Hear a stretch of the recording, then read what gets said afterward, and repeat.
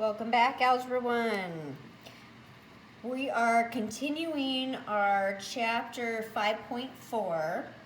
This is the second lesson for 5.4, so I'm calling it 5.4b. Same learning target, I can graph a function rule using transformations of the parent function. So last lesson we talked about translations, moving it side to side or up and down. Now we're going to look more at the transformation, so actually changing the way the graph looks or which way it opens. So our first section here is looking at vertical stretches and compressions. So what makes a vertical stretch or compression is this number in front. We're calling this number A. So here's your parent function, f of x equals the absolute value of x, which is given right here. So I'm going to highlight that in pink. This is your parent function. It's starting with a vertex at the origin, and it has that slope of 1 over 1. So up 1 over 1, up 1 over 1, up 1 over 1. So what this A does here is this is going to change the slope. So notice in our transformation function here, the 1/2 multiplying by 1/2 is changing that slope from 1 over 1 to 1 over 2. So up 1 over 2, up 1 over 2, up 1 over 2. That 1/2 is changing the slope. So for this A, it tells us a couple things. If this A is a fraction, it is making it a compression. It's making it open wider. If it's a whole number, it's going to be a stretch. It's going to make it get skinnier, like we'll see in number 16 here. The number in front, that A is 2, which makes it stretch up vertically, gives it a stretch of 2. This 1/2, the fraction, compressed it. So if it's a fraction, that is called a compression. So fraction, if the A is a fraction, that's going to be a compression. And if the A is a whole number, that is going to be a stretch.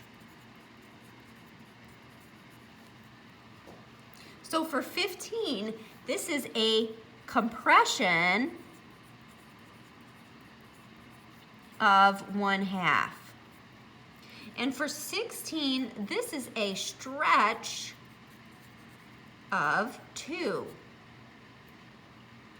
So compressions are fractions, whole numbers are stretches.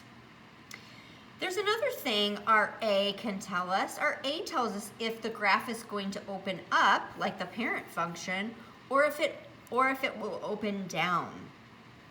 It opens down if it is a negative number. It opens up if it is a positive number. So here's the second thing we learn here. So a positive A opens the graph upward. A negative A opens the graph downward. So notice here, 1/2 is positive and the graph opened up.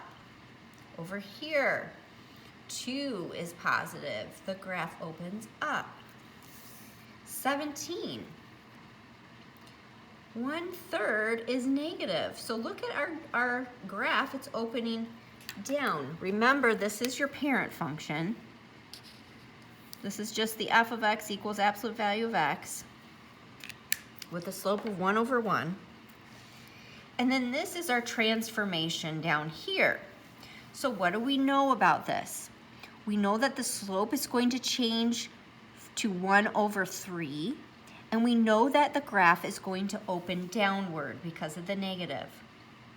When it's negative, it opens downward and it is called a reflection over the x-axis. Reflection over the x-axis. Here's the x-axis here, and it's reflecting like a mirror downward. So that's what this negative tells us. And then this 1/3 tells us it's going to be a compression. It's going to be a compression of 1/3. So it's going to open downward, it's going to reflect downward, and then the slope is changing to 1/3. Let's check that. Down 1/3. Down 1/3. Let's try this one. Again, that negative makes it a reflection. So it's going to be a reflection over the x-axis, and it's going to be a stretch of 4. We know it's a stretch because the A is a whole number. Stretch of 4, that means the slope is changing to 4/1. And it's going down because it's a reflection, so we're going to go down 4/1. 1, 2, 3, 4/1, and so on. All right, let's put this all together as a summary of our success criteria. So what does that A do? That number in front of the absolute value multiplies the slope of the graph by that value of A. Changes the slope.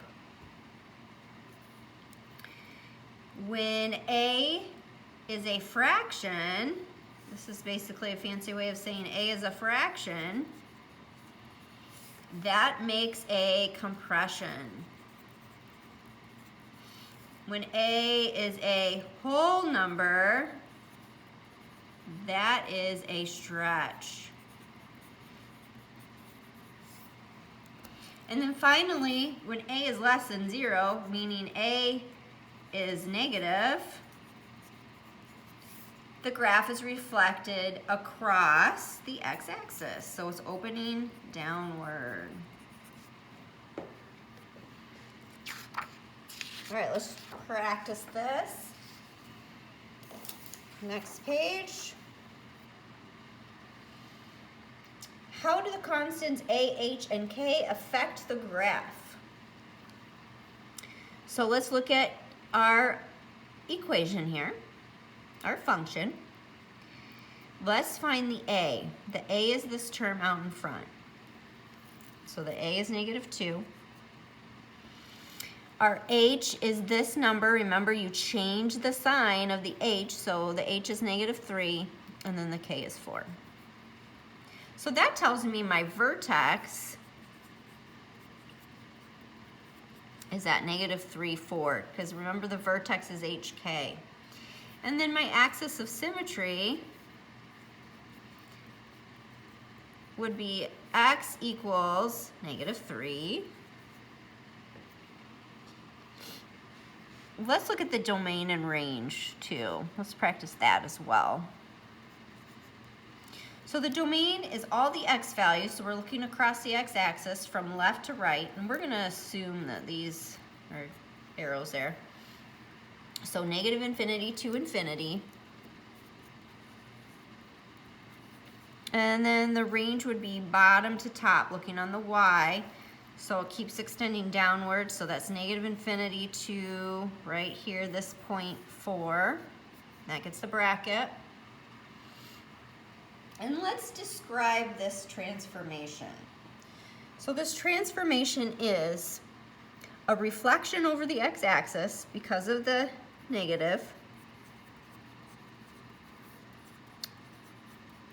And it's going to move to the left 3.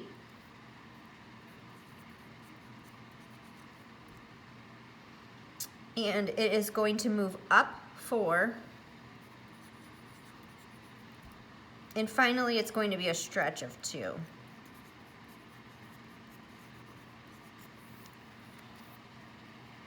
All right, try the next one on your own.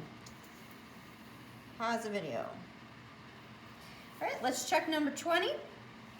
So the value of A is 1/2, H is +5, K +1. Your domain, -infinity to infinity. Your range is this bottom, the bottom Y value is at 1. Oh, I need a bracket there. And then the top keeps going, extending upward, so +infinity there. Your vertex is 5, 1. Axis of symmetry, x equals 5. And then now we're going to describe the transformation. So describing the transformation, it's going to be a compression of 1/2.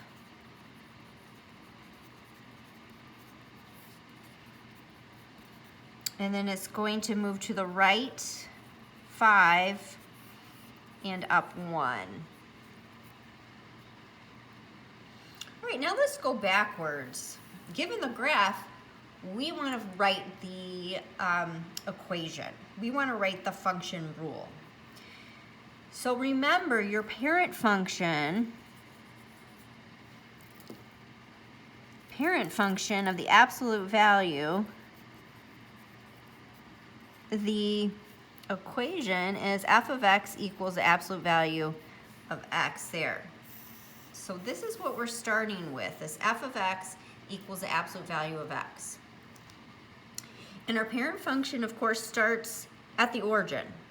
So first of all, I want to describe this transformation first, and then that will help me write my function rule. So I'm going to describe my transformation first.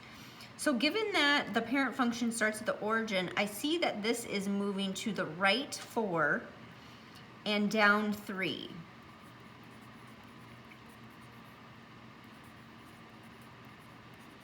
It's opening upward, so it's not a reflection. It's not going to be negative, so I know that. And I want to check the slope here to see if I have a stretch or a compression.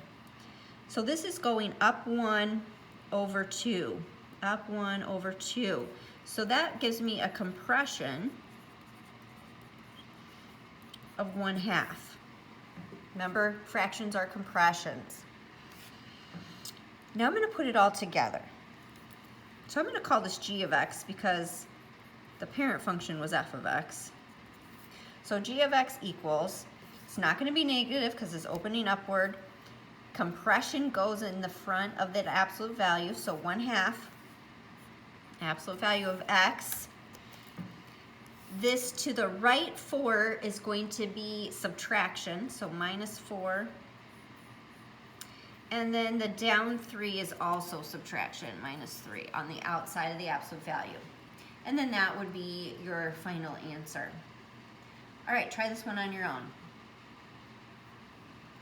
All right, let's check it. So the first thing I want to do is describe the transformation. So starting at the origin, your vertex moved to the left 2, and then up 4. It is a reflection because it's opening downward. So that means it's going to be a negative in the front there. Now let's check the slope.